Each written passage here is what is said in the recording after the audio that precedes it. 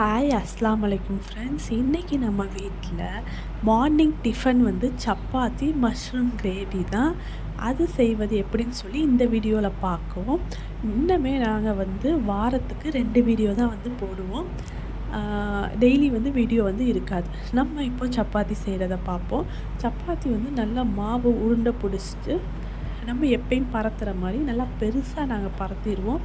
சப்பாத்தி வந்து தோசைக்கல்லில் போட்டு நம்ம 2 பக்கமும் திருப்பி விடுவோம். நாங்கள் வந்து சப்பாத்திக்கு எப்பயுமே ஆயில் வந்து சேர்க்கவே மாட்டோம். ஆயில் ஊற்றாமல் நீங்கள் ட்ரை பண்ணி பாருங்கள், சப்பாத்தி ரொம்ப சாஃப்டாக வரும். இது மாதிரி சப்பாத்தியை வந்து நாங்கள் போட்டு எடுத்துக்கிட்டோம். அடுத்து நாங்கள் மஷ்ரூம் கிரேவிக்கு வந்து ஒரு பேனை வச்சு அந்த பேனில் எண்ணெய் ஊற்றிட்டோம். எண்ணெய் ஊற்றிட்டு பட்டை, கிராம்பு, ஏலக்காய் இதை வந்து போட்டுக்கோங்க. அடுத்து வெங்காயம் போட்டுக்கோங்க. வெங்காயத்தை நல்லா வதக்கிட்டு நம்ம இஞ்சி பூண்டு பேஸ்ட் வந்து ஆட் பண்ணணும்.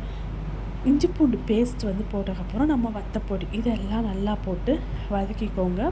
கொஞ்சோண்டு நம்ம கறி மசால் பொடி இருக்குல்ல, கறி மசால் பொடியும் போட்டுக்கோங்க. உப்பு கொஞ்சம் போட்டுக்கோங்க. இந்த மசால் பொடியெல்லாம் நான் வந்து அடுத்தடுத்த வீடியோவில் வந்து நான் கண்டிப்பாக சொல்லுவேன். உங்களுக்கு எப்படி திரிக்கணும், எவ்வளோ போடணும் அப்படின்னு சொல்லி கண்டிப்பாக சொல்லுவேன். தக்காளி நம்ம அரைச்சி வச்சுருக்க தக்காளியை இதில் மிக்ஸ் பண்ணிடுங்க. மிக்ஸ் பண்ணிவிட்டு நம்மளுக்கு தேவையான அளவுக்கு வந்து தண்ணி வந்து ஊற்றிக்கோங்க.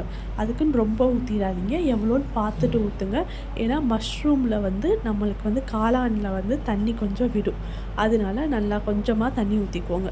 இப்போ காளானை வந்து குட்டி குட்டியாக நறுக்கி வச்சுட்டு நம்ம வந்து அதை வடிகட்டி காளானை வந்து இதில் ஆட் பண்ணிக்கலாம். ஆட் பண்ணக்கப்புறம் நம்ம நல்லா மிக்ஸ் பண்ணிடுங்க. அந்த கிரேவியோடு சேர்த்து காளானை வந்து நல்லா மிக்ஸ் பண்ணிவிட்டு மூடி போட்டு மூடிடுங்க. காளான் கிரேவி ரெடி ஆகிடும்.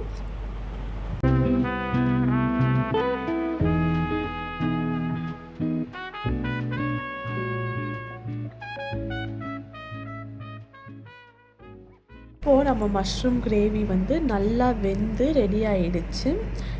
கடைசியாக வந்து கொத்தமல்லி இலை மட்டும் லைட்டாக தூவி விட்டுக்கோங்க.